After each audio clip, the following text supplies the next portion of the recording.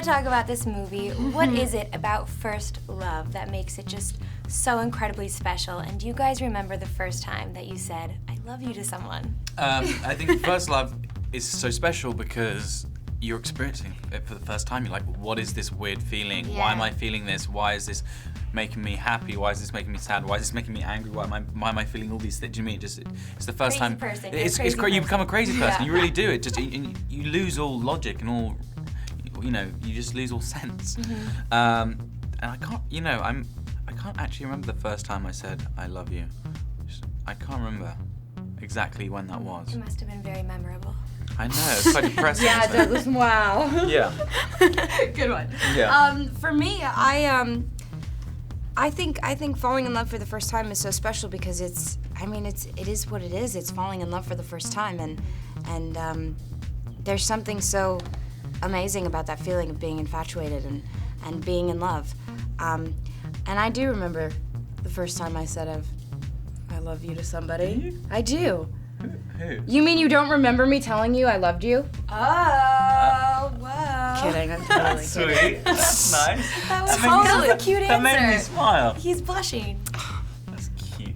Well, if Shakespeare were to rewatch this movie with you guys, Ooh. what do you think you would ask? Be like, did I get this right? Did I get this What would we wrong? ask Or what would be Shakespeare? the I most? would be too terrified to say a word. Yeah, I'd run a mile. Actually, no, it would be very What were you interesting. gonna say, I'd run away? I'd run a mile. No, Oh. but it wouldn't. It'd be too good an opportunity to run away. I think Yeah. it'd be so fascinating because for him, everything was so different. In his time, Juliet would have been played by a boy. Right. Oh, that's right. So there was, no women were allowed on stage. So that he would be so excited to see Yeah, I Hailee think- playing it. Oh. There's so much stuff that. I mean, if Shakespeare were alive today, he'd be an amazing filmmaker. That's what I think. I think so He was too. like he was the true, like, pioneer of that. He was starting to do things on stage. That if he was here today, he'd be like James Cameron, or he'd be. Do you know what I mean? He'd be someone that. Spielberg or You see, someone yeah, he would be incredible. someone like that that's pushing the boundaries of sort of art and telling Yeah. a story. So I'm sure he'd be writing plays as well. But I don't know. It'd be fascinating. Okay. It would be. What about you? Yeah, I mean, I think I would just want to make sure that I would please him along with everybody else. And I would thank him for just creating this incredibly beautiful story that is just so amazing to be a part of. I love Shakespeare's mixture of humour in the middle of tragedy, and that was one of my prime goals, was to keep the humorous element in the picture. And it worked. I laughed. And I think Definitely it more works than a and few they times. laugh. Yeah.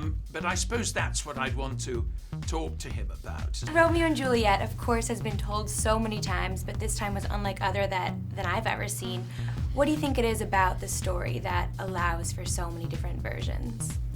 I think that the core themes are so relevant, and the story itself is so universal that it can be told over and over again and not get old. And I think this is us sort of introducing the story to our generation. Yeah.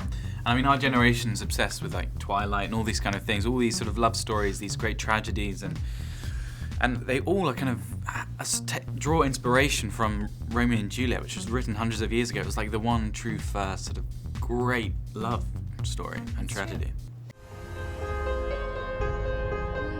A greater power than we can contradict has thwarted all our plans. Do you believe we'll ever meet again? I do not doubt it.